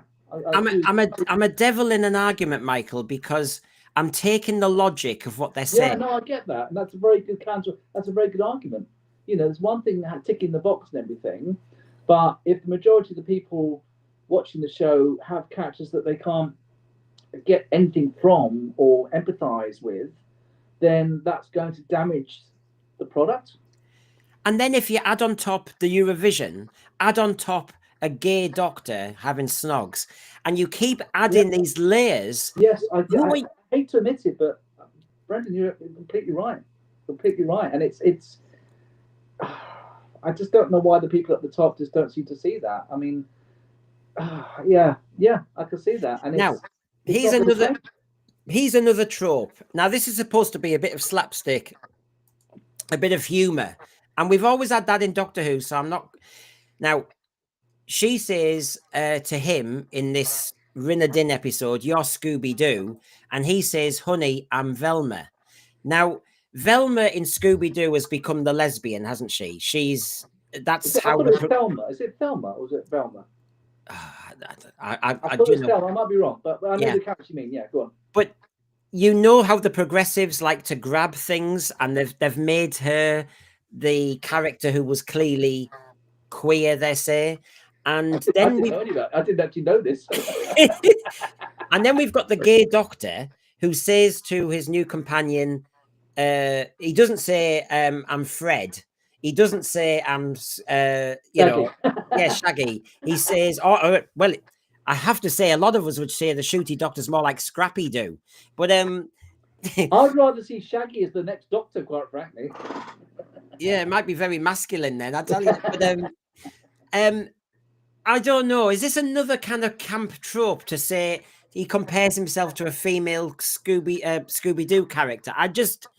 If Velma is a gay, which I wasn't aware of because I've not seen Scooby-Doo since I was about 8 or something, and they've obviously remade it, and then it's possibly another acknowledgement of him identifying with the gay character, I assume, which is another tick box, another kind of representation. I hope not. But the other version is, of course, that she was the boring one, the anorak, the bookworm, the Dalek. Yeah. So there is that. Just like I'm your nightmare, Michael. I think I'm triggering Lee here. Sorry. I'm just giving you shots. Obviously, I think people are going to need to lie down after this.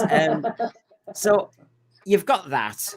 And then you've got them all in their garb running around, and the Rtd'S episode. Then you get the joke, what do I call you, the doctor? And he goes, just doctor. And then she goes, okay, then you can call me a nurse. And you think, oh God, the acidic repartee. It's cheesy. He's trying to do... RTD has to try and replicate Donna Noble and David Tennant. He keeps trying to. Why? Because he thinks that, well, it worked, but you can only do it once. You can't do it again and again and again and again. Why not do something completely different? If you're such a good writer. Well, there's a planet of 6 billion people. He needs to pick different characters and not the ones he meets on Canal Street. Which hits certain stereotypes. That's all. If you stay in an echo chamber, you're going to keep doing the same thing. If he gets himself out there in working class parts of the country, he might discover people who are little warriors, little resilient little devils, little crankies. Oh God, we've got a Jimmy Cranky on the...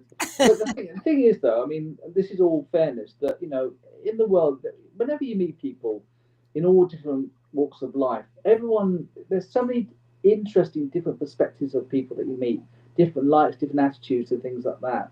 But he's not really delving into different perspectives. They are all generic tick boxing kind of characters, aren't they? And it's and also it's a repetition, as we've just said, which it just shows that you know, I think that Rtd'S is pretty overrated. I think he's lost his authentic voice. The only voice he knows is on Canal Street, Jinx Monsoon, drag queens, very gay characters, not closeted gay characters, not quiet, subtle gay characters, but people who are loud and proud and go on marches. He has to go down that See, road. I don't understand why every show that he seems to make has to have such strong gay references. A lot of his shows are based on the gay community, which is fine, but and he's had gay characters in Doctor Who, but I don't know why it's always that. Why does a lot of these shows seem to have kind of a similarity in what they're about? Why not just make interesting characters, regardless of whatever the sexuality? Well, Michael, I don't understand. I could throw this at him in a different way. I could say, you've represented the gay world so well, RTD, in everything that you do. Yeah. Are you biased or discriminatory against every other type of personality out there? Because it's almost well, you do get that impression. But then it's no good people telling us we're phobes and ists when he is actually really overrepresenting a certain part of society. Look, we have gay rights in Britain, right? That's done. Gay adoption, gay marriage, go that. So I don't know what the fight is. I don't know where these dark times are he talks about. So why is he obsessively trying to show? And by the way, hopefully I don't come across as camp and all the rest of it. The point is, no. The gay stereotype is a stereotype, and he doesn't like the handicap stereotype with Davros. So why can't he break out of these traps and just give us more three-dimensional people?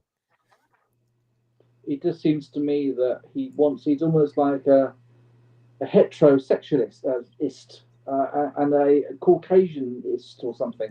And I don't know why. I really, I don't know. The more when Doctor Who first came back, I wasn't so aware of it back in 2005. And yes, it was 20 years ago. It was a long time ago. But now it's just everything that he seems to do is flying the flag, and a lot of people in the gay community, they don't want that. So I don't know who these people are who are so happy for rainbow flags in Doctor Who this week, and let's paint the TARDIS, you know, rainbow coloured. And again, it's no storyline. I know I keep saying it, but I just want decent storylines. I want to go into a world of the TARDIS and the Doctor traveling and encountering folks, and we're not getting it. And I don't know how the BBC can. I don't know if they'll. I mean, do you think this is like, you know how like in the 60s you have like the hippies and all this sort of stuff, and you have the mods and rockers in the 50s? Maybe the 2020s will be this prominent kind of tick box woke thing, and then we'll get past it and a bit more in the middle, so you can have representation, but not so in your face. But it seems to me that, you know, a lot of current stuff does have this very prominently. Rtd'S is the one at the top. He's the one who's literally every single episode has got to tick boxes and make the minority people very, very happy, and they are a minority. And the mainstream, and we've said it many times before, I thought, well, stuff this. This isn't my Doctor Who. I'll go and get an old Blu-ray and watch that one instead. An episode but you can see I really enjoyed. You can see the development of this in our society, because the Ace character was one of those characters. I saw them at school after a while. It was against the school uniform, but they started wearing badges. Yeah. On their haversack, on their uniform, and you had to always keep bollocking them. But it's because they didn't feel as though they were anything, and all they were was the totality of their badges. Yeah. And you see it now on Twitter and on anybody's profile where they put the Ukrainian flag, this flag, be kind. Yeah. And everybody is trying to pretend there's something by hiding behind badges and labels. Yeah. You then come to TV programs where showrunners now just put the episode and characters with lots of badges. They don't have any complexity. They're just a gay doctor, oh, she's going to be an ethnic companion. I just feel as though we've gone backwards quite a way. Robert Holmes, Terence Dicks, H.G. Wells would be appalled at the Oh simplistic. God, yeah. It's simple, it's babyish, it's infantilized, it's all. Can you see my badge? Here's my badge. Yeah, no, but what about you? We judge somebody by their character, not by the badge they're wearing. And I think Doctor Who has fallen into this under RTD. I agree. I agree entirely. And I'm still so surprised that when I heard he was coming back, he took it this direction. Because obviously a lot of people didn't like Chris Chibnall, and he actually made it worse. I actually think the Chris Chibnall era is actually better than the Rusty Davies era too. And it's interesting what you're saying about how the complexity of characters.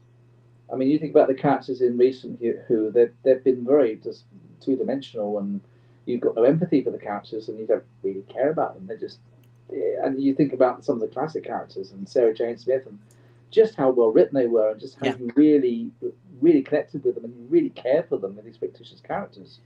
You know, I mean, and you just don't get that in contemporary Doctor Who.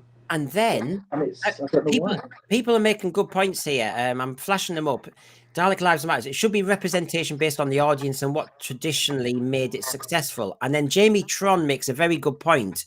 If everything's about labels and the outer badge, we're just promoting divisiveness instead of saying, oh gosh, Michael, you're a human and I'm a human. Oh my God, we must have some things that we get on. You know, you live on the South Coast, I live on the North Coast. That's not a division thing. You know, here's my badge. I'm a Northerner. You're a Southerner. Oh. No, we're both humans. You know, we seem to be finding division rather than saying, isn't this? Lots of sci-fi used to say it's humanity. We used to always talk about it doesn't matter. As a general, humanity as a general, yes. And I just think, unfortunately, with the narcissistic style of writing nowadays, we're going in the opposite direction to what sci-fi used to do. Yeah, this is a strange thing, isn't it? How can you forget some of those elements which are written in older science fiction, which were so clever and complex, and just to kind of strip it down to the basics and generalize the characters into, oh, that's a ethnic minority, that's great. Oh, that character's a lesbian, that's great. Oh, that character, it's like, I don't know. It's such a strange one. I mean, I just don't see. They've put themselves in the corner now with all this, and I have no idea. I mean, I'd be fascinated to see what Doctor Who would be like in 10 years' time. Imagine if it carried on for another 10 years and RTD left, and you know whether it could recover, and it could be like, because you get this in long-term series, you can get them where they have a big dip for a few years and it comes back. Yeah. But you know, Doctor Who has really been on a dip since really heading towards the end of the Capaldi era, which was 2017, I think it was 18. That's quite a long time for a dip. So the thing is, Michael, sci-fi fans tend to be quite clever. And as Heather says here, perhaps they ought to go back in time to hear the Martin Luther King I Have a Dream speech. Then they might learn to judge based on the content of character, not the colour of skin. We've gone so far back. Now, you see, sci-fi fans are normally quite savvy, quite political, right on the money. Yes. That is not the audience to infantilize and patronize. Yeah. Yeah. Well, us science fiction fans, our philosophy of the world is different because science fiction brings so many interesting ideas and concepts, and I think that we all know that our science fiction fans are highly critical of bad science fiction or ulterior motives in these shows, which a lot of modern shows are showing literally.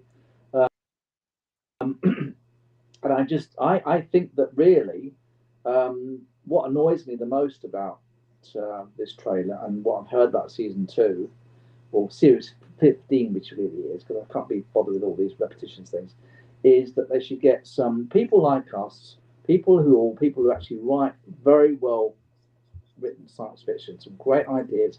People like who do the Big Finish. Some of those people. I mean, I don't follow them, but I've heard some of the stories that they make are fantastic.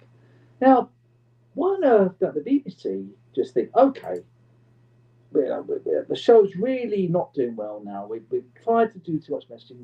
We are alienating the mainstream audience. Let's get, because don't forget that, Big Finish Doctor Who fans, they can still make good written science fiction, which is more accessible to the mainstream audience. And that is where they should go. They should do that and get Doctor Who written by Doctor Who fans. And it would sort of expand past just us fans, and it would go out and it'd be word of mouth, and it'd be lighting the fire back in Doctor Who rather than like the smoke, like this bit of smoke coming out the bottom of it now it's nearly gone, and they don't do that. And that's what they need to do. And it seems very easy, but very obvious that they should do that. Let me show some quick highlights now, everybody, and just get a few quick sound bites off Michael and yourselves. This element where Millie Gibson says to her boyfriend, and of course the rumours are that the boyfriend's a bit of a double whammy, that he might be a spy, a Trojan horse within UNIT. So he's not everything that he seems, and they've got a good-looking lad, so therefore you're supposed to trust him, and I bet you're not supposed to. So it wants you scared, she says, and he goes, but why? And she goes, because it likes the taste of fear. And you think, well, that's good. That's the Doctor Who I want. Do you know what? The Millie Gibson coming back is like Tegan again. He's dicing with time flight. I get sick of all this lot. When they've left, they've left. Go and see your dad and whatever else. You've got the joke about Boom, because he says, how come I know you? And of course, he saw her as a Marine in Boom. So he says, Boom, it might be a joke. Oh, I was hysterical. I fell off my chair. And then there's our teleport. And but this is the episode which has been mooted. It's almost like the contrast to Dot and Bubble, where basically, as Jamie says here, and for another episode, new fit for the Doctor, where are we now? Another planet or another time period on Earth? Probably the latter, because people are going missing in Nigeria. And so you hit this kind of, it's going to be very ethnic heavy, and that might have the Anansi African spider god. Into that. And this is where you see people missing. You see the missing poster, and you see that whole element of where people go missing, and do people care? I don't know if it's going to have a racial element or not. And then, of course, I can't help but finish today by saying, well, we've talked about Belinda, some of the possibilities of the gods, and what the tone of the series is going to be like. And then you've got the Doctor. This is his second full season. And as some people have noticed, it's all about the outfits again. There's his kilt one, his tartan one, because you might see that shot and go, oh, there's a beautiful shot of the TARDIS. But then I will then show you the full outfit and go, there you go. Oh, lovely. He looks actually quite set for the Eurovision. So there you go. There's our Doctor in 2025, just for the mainstream, because my dad is looking for himself to be represented. So I'll have to see if my dad wears skirts and wants one for Christmas. I just wonder who is it pictured at? The granddads, the grandmas, the people who are conservative with a small c, who go, what the hell's this?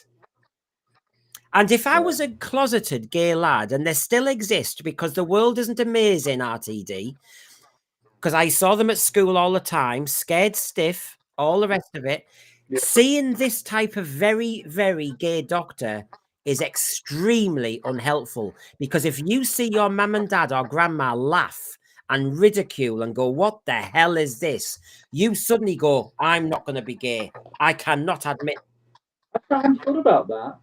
Actually, that's a very good point. That would actually put more pressure on them to make them feel even more alienated. It really does. That's a very fair point. When I was in the closet, as it were, I never felt as I was in the closet. But when I was secret and working myself out, and Bronski beats on the telly, and Erasure, and Boy George, I kept saying to myself, I am not one of them. I'm a lad from Middlesbrough. This doesn't happen. And I really did push back. I think this is Very dangerous representation. Bad. It's bad. Yeah, yeah. I can see that. I hadn't really thought about it from until you, but I can see where you're coming from. But we're Yeah. supposed to go, oh, look, he's got pecs. Isn't that amazing?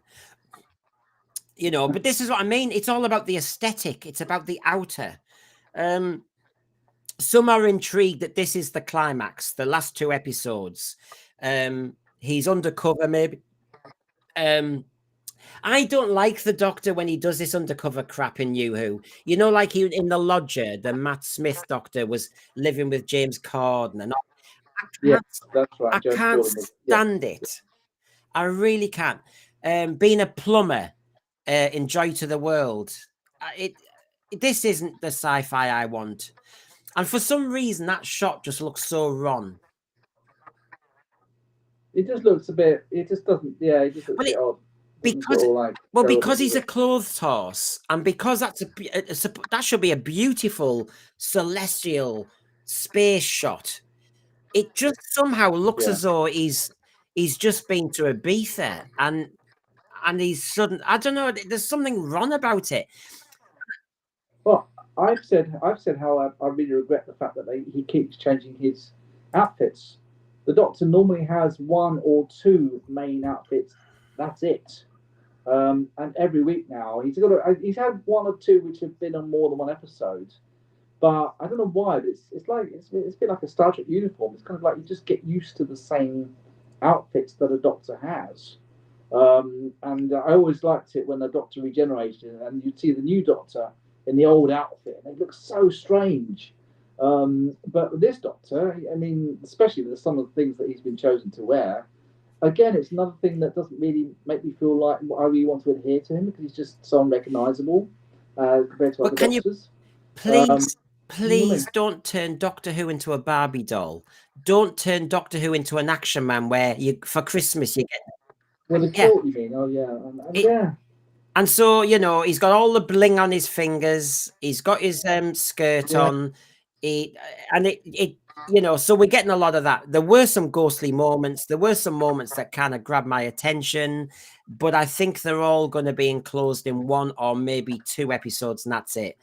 And just to kind of cheer you up before I go, I've mentioned everybody. Christopher Chun's in it from Slow Horses. And of course, Rtd says he plays a tough trooper who finds himself. Oh, good. That's going to be an interesting one. Then, yeah, so maybe he finds his sexuality as well. And well, that's what it indicates. Maybe they couldn't get Jonathan Groff back, so they thought, well, get him another fella. So there you go, Michael. My job tonight was to cheer you up. Thank you. No, it's been very educational. I watched the trailer many times last night, and I said to you, I actually enjoyed watching it, and I thought it's better than season 1's trailer. The production values are great. Yes, I agree with Farsight. The beginning was with that drape was flat and dull and very uncreative and unnecessary, actually. I still think Doctor Who in its current iteration gives too much away. I'd rather the mystery. I really would. I'd rather just not know what the hell's going on. I mean, you couldn't deliver Earthshock anymore, it seems to me. You know, you'd know that the Cybermen are coming back. I just think we've got to pull back, and I know fans always want more, but just give us less, and stop spoiling it. But the more I've looked at the trailer, and this is what happens with Rtd's Doctor Who, isn't it, Michael? On the surface, it can look exciting. It looks good. The more you look at it, the more you seek logic and rationale, the more you go, oh dear. Yeah, it's like basically he's offering you, but when you take a bite, inside it is Marmite, and I don't like Marmite. So he's offering me a Marmite chocolate bar. I think it looks nice on the outside. It looks really something I'm going to enjoy, but I don't know if I'm going to like the taste. Yeah, well, I'll cheer you up here. We are Doctor Who fans. This is what we want, and I wanted this.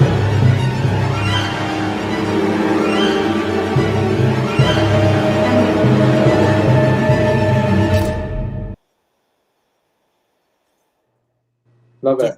Yeah, we do want some of that back, don't we? Just a bit, please, just a bit. Anyway, Michael, we've had a good night. That was the trailer that was ready for the series that was, which a lot of us are thinking, is it going to be the last one? Because there's nothing planned.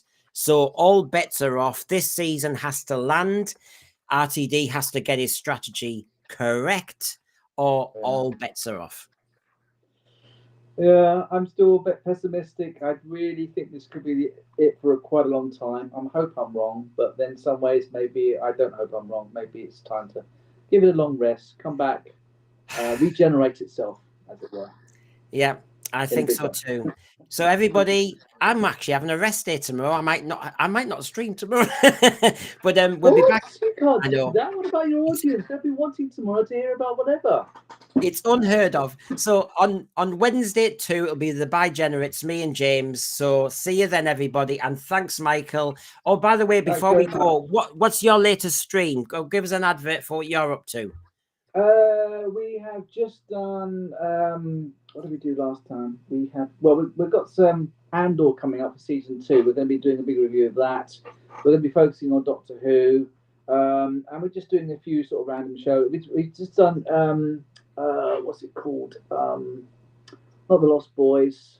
We did a vampire film, but for some reason the name that's gone out of my head. But yeah, we do loads of things. We always talk about classic movies and things like that. So come and check us out. And and get us on. Get us on again. Yeah, when Doctor Who comes back, you're definitely going to be coming back, and we're going to have a big long chat about that. If you're free, that'd be great. As John Inman said, I'm not a stereotype. I'm free. Anyway, have a good night, Michael. Bye, everyone.